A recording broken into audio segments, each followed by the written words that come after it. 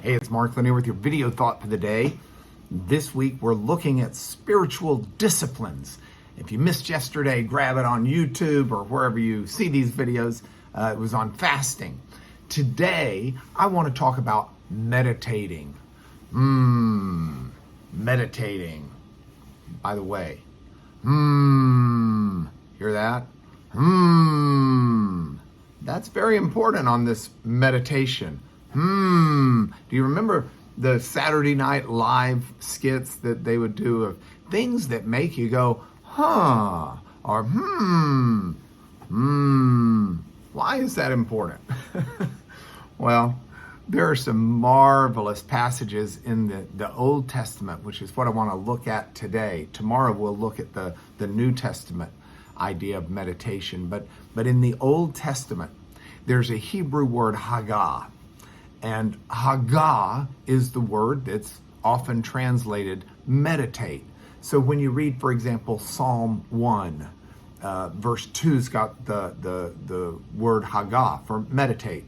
Psalm 1 is, blessed is a man who walks not in the way of sinners, nor sits in the seat of scoffers, but his delight is in the law of the Lord, and on it he meditates, haga. He meditates night and day, or I think it says actually day and night, but it might say night and day, I don't remember. But anyway, he meditates day and night. Someone meditates upon the Word of God, the Torah actually is what's spoken of there, the law of God. And that's Genesis, Exodus, Leviticus, Numbers, Deuteronomy, but especially the law part of those passages. And the psalmist says that if instead of walking the way sinners walk, instead of sitting in the lap of sinners or the seat of sinners, if instead you will meditate on the law day and night, then you'll be like a tree planted by the rivers of water where the tree never loses its leaf, it bears its fruit in its season, it's blessed, you'll be profitable, you'll be for the kingdom. You will enjoy the rich life God has for you. So, what does it mean to meditate? What does it mean to haga? Well, haga is an interesting Hebrew word because at its heart, it conveys the idea of going, In fact, it's used of the growl of a lion, which is more, I guess, maybe a little deeper with a little roll to it. It's used for the cooing of a dove, which is ooh. So maybe that's a bit more of a feminine way of I don't know.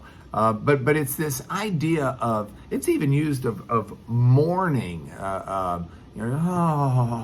Sometimes it's used of I think there's one of the interesting passages is where one of the prophets says, why are you going to no, it may not be a prophet, I think it may actually be in the law that it says don't waste your time going to fortune tellers and people of the light who just sit around and go as they gaze at the bones of a dead chicken or crystal ball or whatever that might be today, tarot cards. Why do you go to someone like that? This idea of meditating, of haga, is an idea of not just it's musing, it's thinking about something deeply. It's a moan, it's a growl, but it's coming out of deliberate thought.